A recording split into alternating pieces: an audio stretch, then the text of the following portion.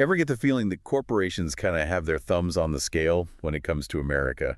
You know, like their reach goes way further than we realize. It's a question that's been bouncing around since America's early days, for sure. And to help us unpack all of this, we're diving deep into Senator Sheldon Whitehouse's book, Captured: The Corporate Infiltration of American Democracy.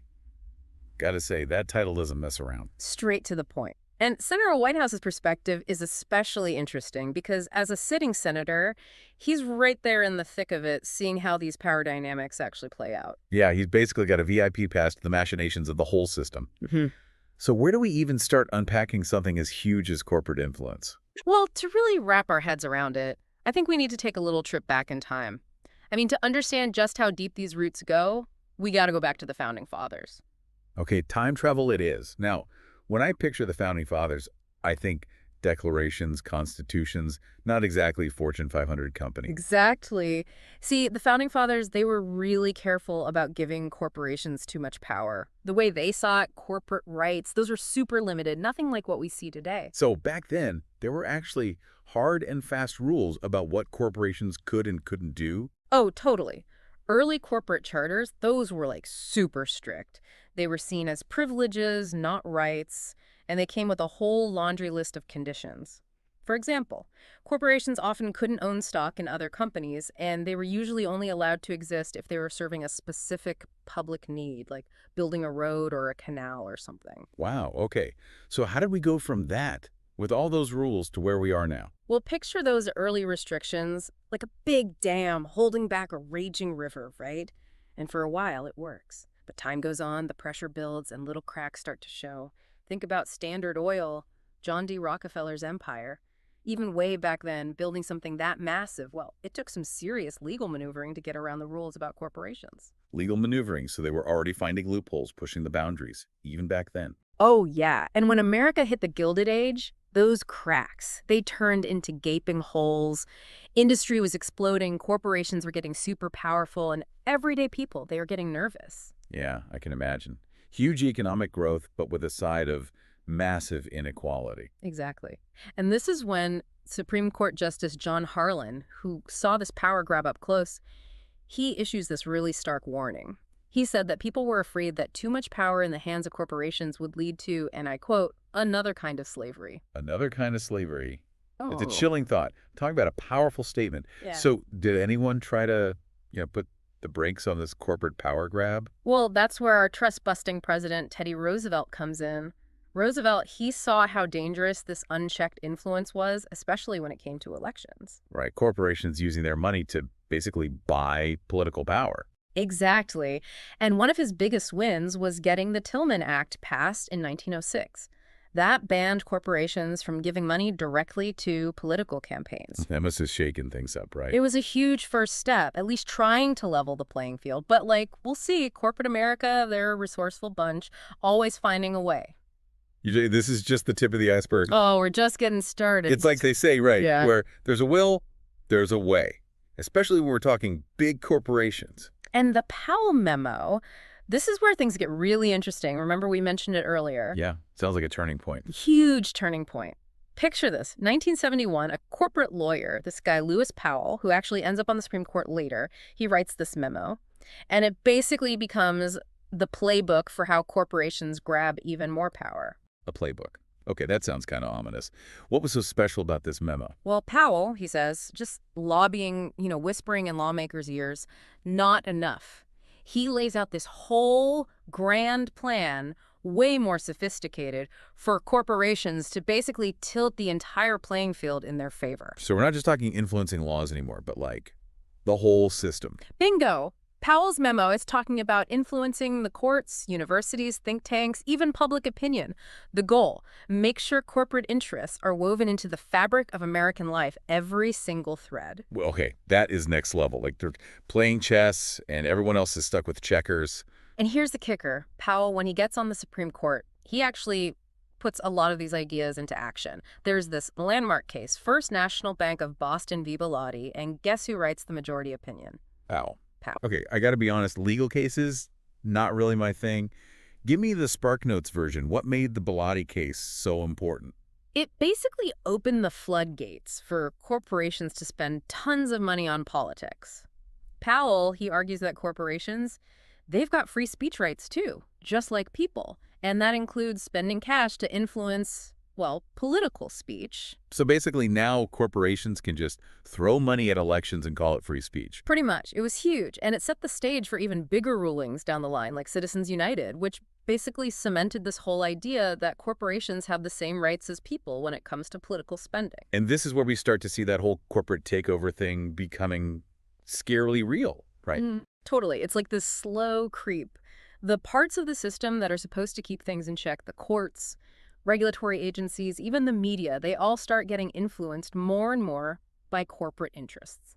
So can you give me some concrete examples of what this capture actually looks like? Let's start with jury trials, a cornerstone of our whole justice system. Well, over the past few decades, we've seen way fewer jury trials. Corporations, they often prefer to settle cases quietly, and a bunch of procedural changes have made it a lot harder for regular people to actually have their day in court. So fewer cases are decided by everyday people, which I'm guessing is a win for corporations. You got it. And then there's the capture of regulatory agencies.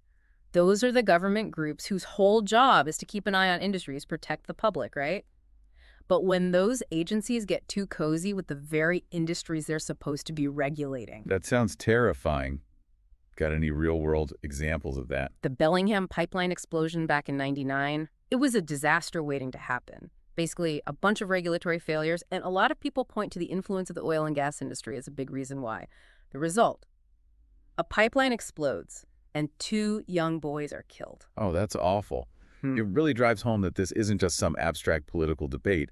There are real lives at stake. Absolutely. And we can't forget about campaign finance. So you've got the Federal Election Commission, which is supposed to regulate all this campaign spending. Well, after Citizens United, they've basically been defanged. Hold on. So now corporations have basically unlimited money to throw at elections, and the group that's supposed to be overseeing all of this has no real power. You got it. It's basically a recipe for unchecked influence. Politicians end up listening more to their corporate donors than to the people they're supposed to represent. Okay, this is starting to feel a little overwhelming, like the system is rigged.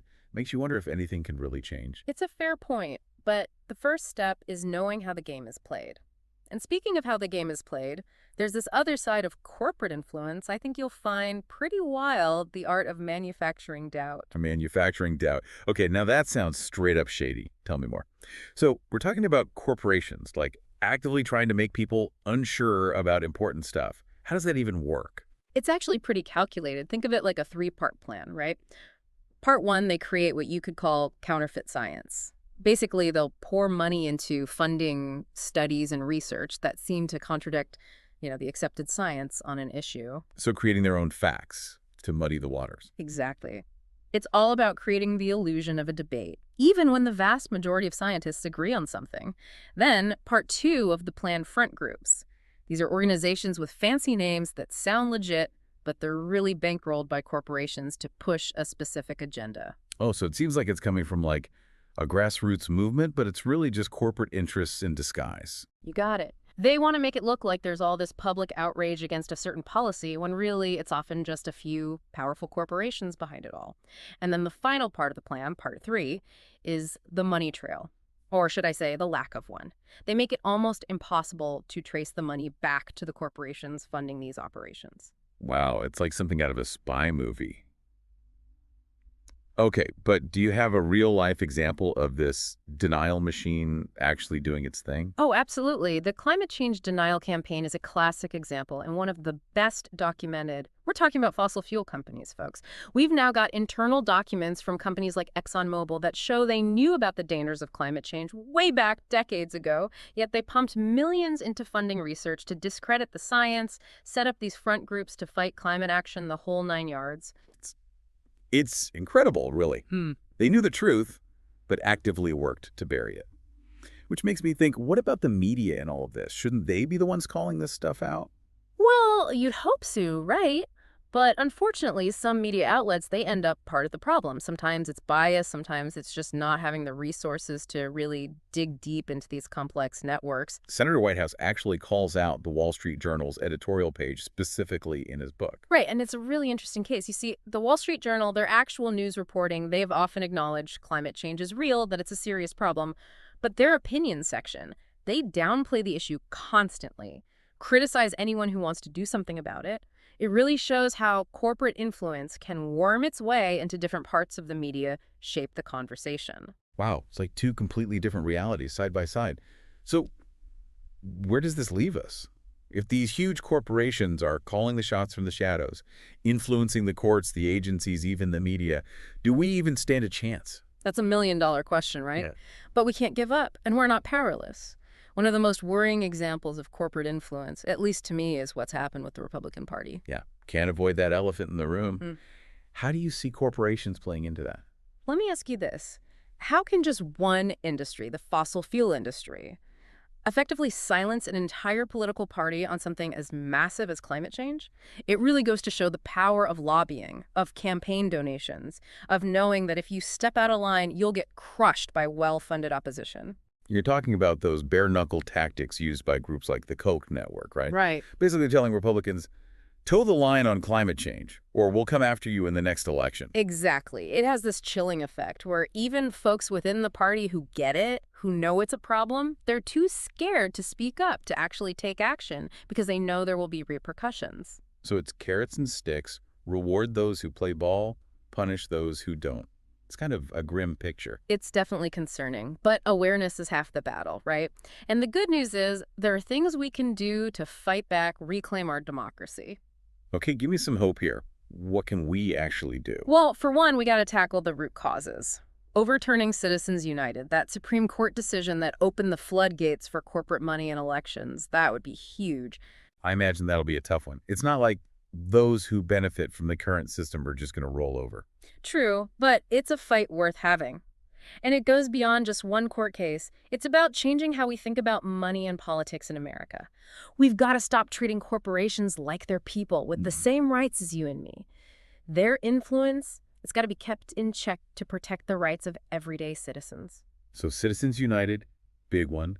What else can we do? Empowering those regulatory agencies is key. We need to make sure the groups that are supposed to protect us, the public, they have what they need to do their jobs. The money, the independence. So no more of this revolving door between industry and the agencies that are supposed to be regulating them. Exactly. And transparency in campaign finance, that's huge too. Voters deserve to know who's trying to sway their vote. We got to drag that dark money into the light. It all comes down to accountability, right? For the corporations and the politicians. Yeah. But this all sounds like such a massive undertaking. It's easy to feel like one person can't make a difference. What do you say to people who feel that way? I say never underestimate the power of informed, passionate citizens. Every movement, every major change, it all started with individuals deciding, enough is enough, I'm doing something. Read up on the issues, find organizations fighting for change and support them, and call your representatives, make sure they know you care, but most importantly, vote. All great, actionable steps people can take. It's a good reminder that we're not helpless bystanders. We have a voice, and we got to use it. Exactly. This isn't about being a Democrat or Republican. It's about protecting our democracy. Yeah. And it's going to take all of us to make sure the system works for everyone, not just for corporations and their bottom line. Well, this has been an eye-opening deep dive, to say the least. You've given us a lot to chew on, the history, the tactics, the possible solutions. But if there's one thing you hope listeners take away from all of this, what would it be? Stay curious, stay engaged, and remember, your voice matters. The more light we shine on these tactics, the more we demand better from our leaders, the better chance we have of creating a system that's truly just and equitable for all. Beautifully said. Thank you so much for joining us for this deep dive. For our listeners, we'll be sure to include links to Senator Whitehouse's book and some of the organizations doing fantastic work on this issue in our show notes. And we'll see you next time for another deep dive.